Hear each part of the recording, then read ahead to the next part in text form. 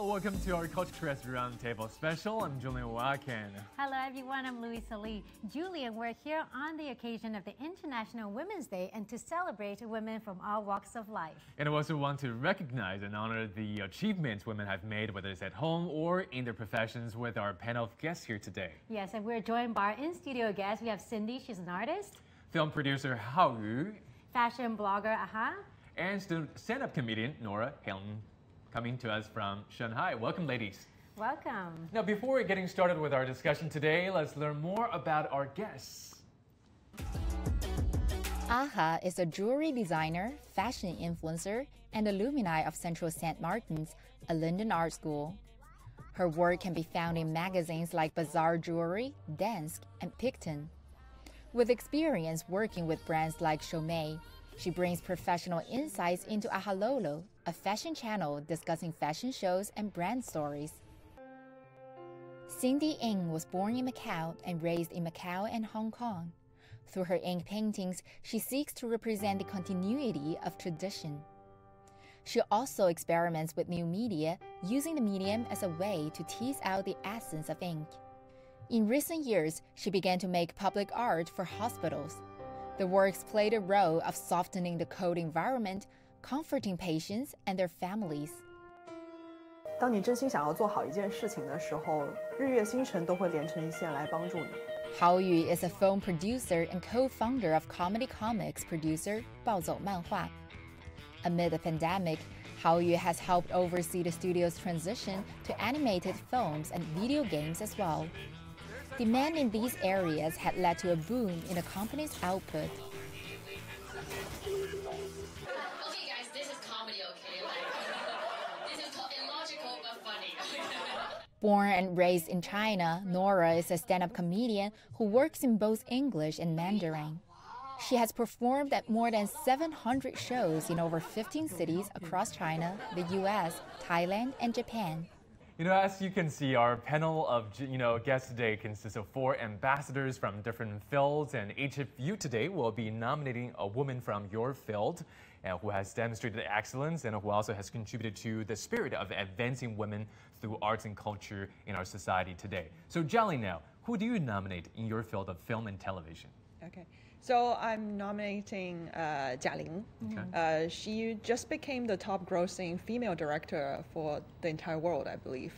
That news just came out recently, right? She has, I believe, her film has made 50 billion yuan as of today. Wow. Yes, wow. and That's the third largest top-grossing film in Chinese history, I believe. I think that's the Right? second largest. It's already surpassed the second. Unbelievable. Right. Yeah, and that's making her the top-grossing female director across the entire world. It's an amazing achievement because she, first of all, it's a great story, right? It makes you laugh, it makes you cry. I was sobbing like a baby towards the end of the movie, and my mask was literally dripping at the end. I had tissues inside. And it's a very relatable, easily relatable story, and it's a rare family, like a full-on family four-quadrant movie that any age group, any social background can understand a movie. And that she's able to make a movie like that because it's a very personal story to her. There's a lot of interview about that, and also it's her years of hard work paying off because the movie you see is like just the tip of the iceberg, and underneath the water it's her years of climbing the social ladder per se in the industry, and it's her popularity growing through the years of her performances and appearances. Because making a movie is really hard. It's like you have to deal with so many people, and there's so many components to it, and it can take years. And sort of it's just her years of work coming together, and so she's able to produce this movie at the right time, at the right place, with the right people. Do you think because of the pandemic, a lot of people are not able to travel home, and this family drama really kind of brought people together, and people, by watching this movie, they feel like they're connecting with their family somehow. They start to miss their family again. Do you think this is one of the winning factors of this movie? Cindy, what do you think?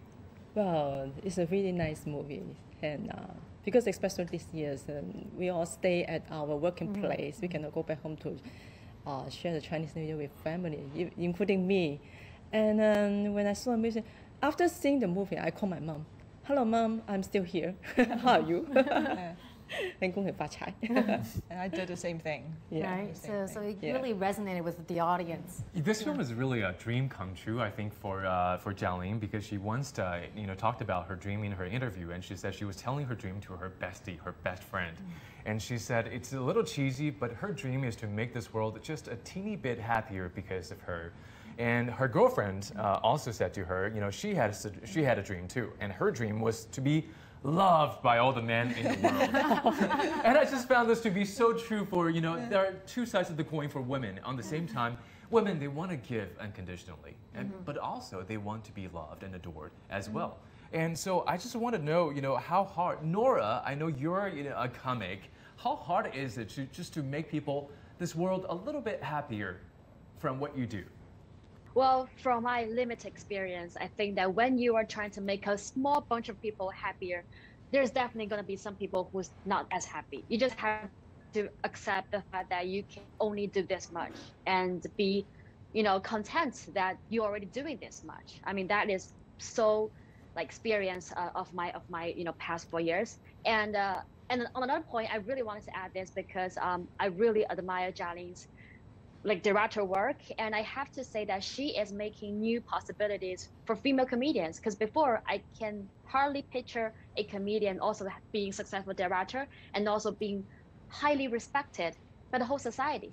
This is really amazing. I was talking to this with my comedian friends, mostly female comedian friends, that when we are posting our videos online, 9 out of 10 there will be comments judging our appearance. Nothing related to the content, but the appearance. You are fat in this video. You have a round face. I'm like, dude, check out the content. Don't just look at appearance. We have more than the look. Aha, you are such a fashionista, right?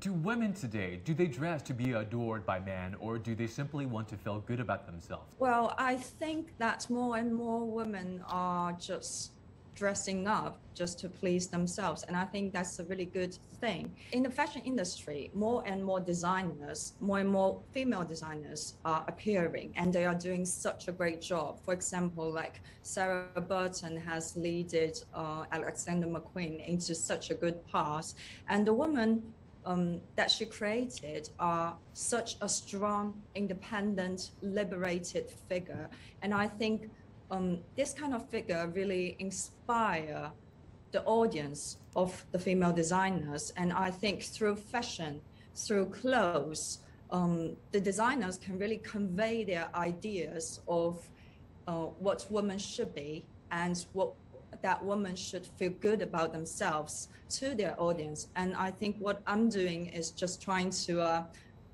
build a bridge to fill the gap between the fashion world and the consumers, and let the messages be passed on. And there's something I'd like to add to that. Another reason why this movie is such a great thing in the world is because Jialing, as a public figure, she embraces the way she looks, right? And women are such easy targets for body shaming. Growing up, I was never on the slim side, and I would have kids coming up to me and call me elephant thighs.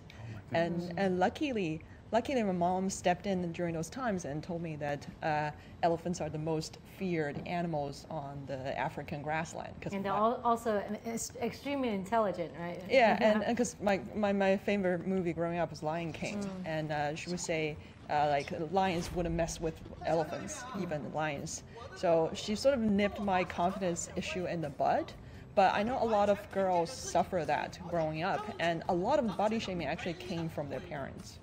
So I think having a role model like Jialing, who's successful, who falls out of the traditional category of beauty, someone like that becoming successful is a great thing to have in this world. And it's girls of all shapes and sizes and forms can become successful if they work hard at it. And I also think that now we're living in more, everything is, we can get information everywhere. So we can see people of all sizes and shapes, and everything is kind of transparent now. So we also learn to also accept and adapt to people that look different or are different. And you have to learn not to trust your parents sometimes. I think that's a lesson taken from that. Because when I grew up, I almost had the opposite trauma, which was that I was pretty chubby as a kid, but I was always told, oh, you're so strong, you're so, healthy, you look so healthy and strong. It's a sign of prosperity in Chinese culture to be, voluptuous.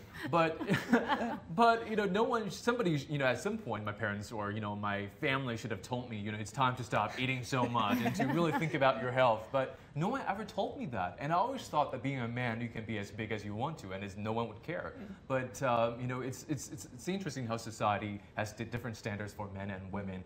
And for you, I know that you are, a fantastic producer who has made films such as Next Gen, which is won accolades and awards around the world. But at the same time, you are also a fantastic wife. Which is harder, to give birth to these fantastic projects or to be a wife at home? You see, men never gets that question, right? Like women get that question a lot, as if the work-life balance thing is women's sole responsibility. Like men have to realize they share half of the burden. So for me personally, while I was making the movie, I worked 24/7 because a lot of the work was done with North America. So I never slept before 3 a.m. for about 4 years. And now I just try to make time for myself. Like I try not to work on Saturdays. And it turns out that having fun, like going out, hanging out with friends, that helps improve my productivity during the week. Because if I plan ahead, I always have something to look forward to. And then in turn, it makes me more focused during the week. But that said, I don't have child yet. I've been educated and I've heard a lot of stories that once you have children, that whole dynamic changes. But I'll try to do as much as I can, but men have to realize. And I just want to show you guys, what she's been doing in the meantime. Take a look at this picture right here. Oh my God. This is like, I have, right there you see it on the screen. She is such a fantastic fashion, she's such a great sense of fashion. And we see here Aha posing in the streets too. If I did this, I would be like, what's behind me? Aha, I want to say happy birthday. I believe you just celebrated your birthday yesterday, right? Happy birthday. Happy birthday. Yes. Now, what did you wish for your birthday? Thank you so much. Actually, just normal wishes. Like I wish everyone to have a good life, have good health, and have prosperity a coming year, and world peace, love and peace. That's the perfect answer. Terrific. And who do you nominate? Well, actually, I would like to nominate Uma Wang, who is a Chinese fashion designer now celebrated globally in the fashion industry. The reason why I respect her a lot is not only because her marvelous talent with textiles, but also her ability to use international language when it comes to storytelling.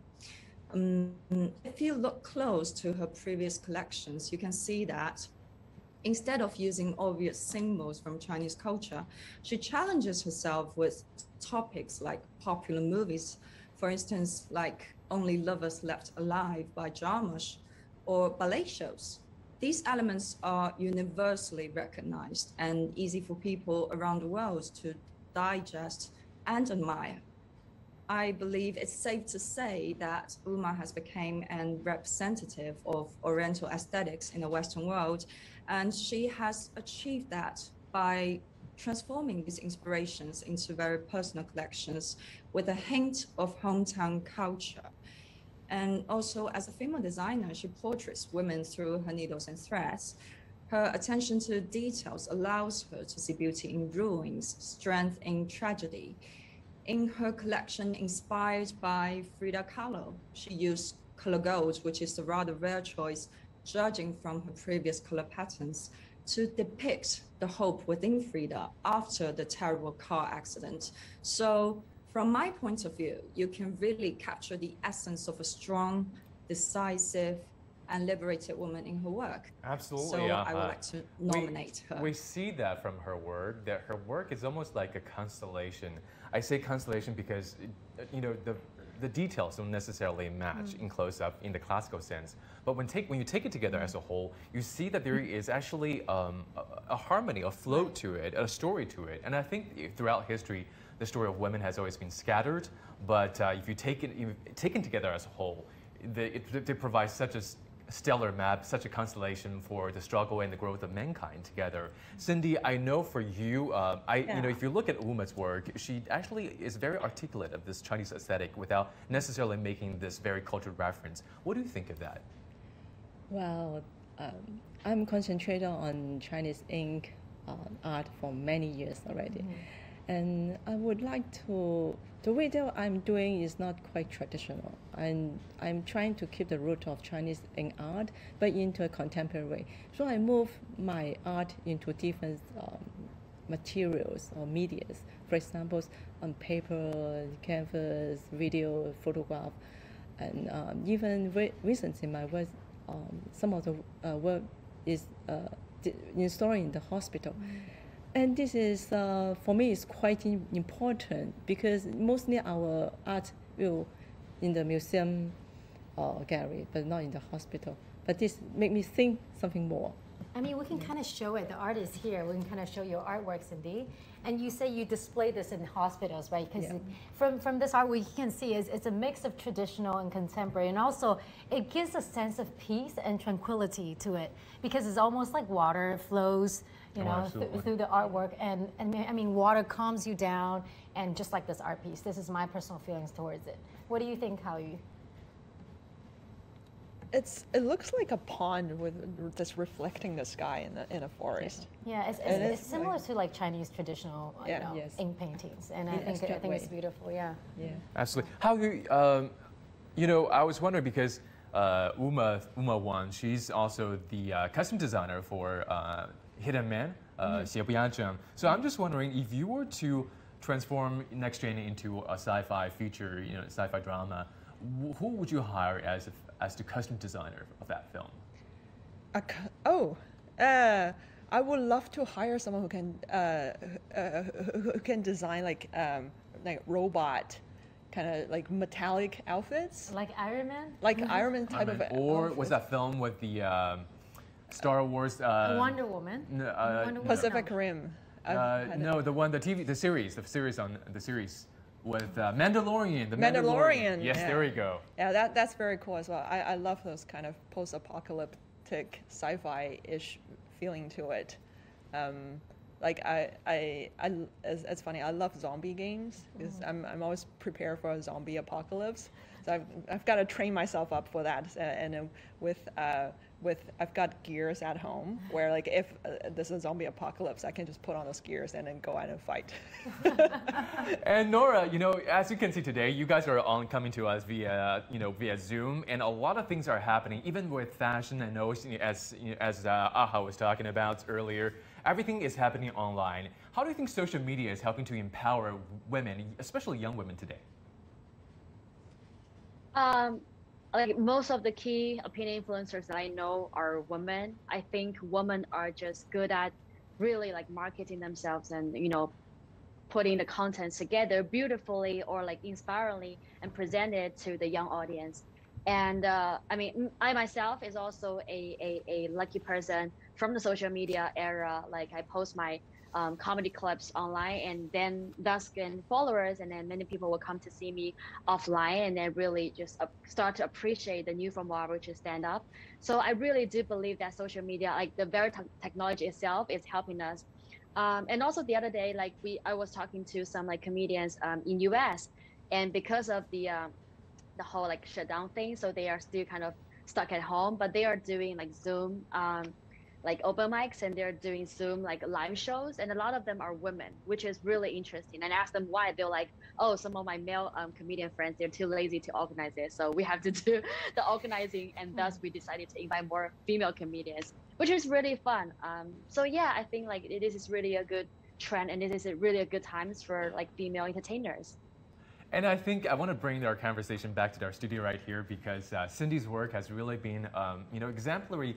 An example of a great message, for me at least. When I look at this painting, I see, because I know, Cindy, you've been trying to liberate the ink from the brush, right? And there is a great message I see right here, which is that, when you look at this painting, try not to depend on the brush. It's almost saying, you should not depend on anyone in life, or not to have the crutches in life, right? Whether you're a man or a woman. At the same time, I know you have, have gone away from the paper. Sometimes you'll use paper, rice paper. Sometimes you'll use canvas, such as this one right here. And that is great. I think the message here is that, it doesn't matter where you come from or where where you are right now. The important thing is to enjoy the present. Is to find the place where you can thrill. You can, thrive. Yes, exactly. And I don't know, I try to imagine, I separate the ink from the brush. But I'm thinking about, is it I'm separate women from the men? I don't know. And, but because we work independently, so of course I'm not against men. I like men love me too. But I'm just thinking how we independently to be an artist or to be a woman, to finish something by ourselves. And we enjoy it. Yeah. And as an artist, like when you do a painting like this, when you have an exhibition, do people know it's a female artist, or does it matter? Or do you not want people to know the gender of an artist, for example? Or do you rather people want to appreciate your artwork? And is there relevance to you and your artwork? Well, it's an interesting question because many years before, when I was a really young artist, and the exhibition is in a museum, and people think that because my name is Wu Xiaoying, this is not a woman's name, and everyone's thinking it's a man's name. And saying what they're seeing, the word, wow, he is painting abstract, the mountains, the rivers, something very grand and big scale. And after when they shoot me, I said, oh, a woman. A very interesting face. Is that a pleasant surprise? Or? Yes, very pleasant surprise. And he is a very old, elder person, something like 60. So he can't believe that a very little woman like this can make something like that. Because our body is small, but our mind is bigger than we imagined. Yeah. And who's your nominee today, Cindy? Well, I'm nominate a Chinese woman's artist, Yun Xiaozhen. She works site-specific and installations by using second-hand or recycled like clothing, domestic thing to make the work to persuade the memories of personal memories in this globalized world. And I like the way that she is doing, because she's gathering all the used things from women or child, because every belongings, they have stories, okay? And they make the stories teaching the thing together, the material together to make something like before she had a suitcase. The suitcase is all the local people warm and stick together and become a small city. Yeah. Yes. I think the way that she is doing is reminding us every belonging have a story, and the story come together to be a city. She's kind of like weaving all the memories together. The individual right? souls Yes. that the clothes, were once Yes. covered, and they're now together completing this landscape of a urban metropolis. Yeah. Yes. How women, I think, are naturally, intrinsically, artistic. How has art shaped your life as a producer? Interesting. I studied economics. I came into this world because I just had this love for writing, like our stage performance when I was in school. And that hobby, it wasn't even a hobby, that was just something I liked, and then turned into reality when we started our company. And our investors came to us and said, hey, do you want to make a movie? We're like, okay, let's try it out. And that process has come to me with extremely talented artists.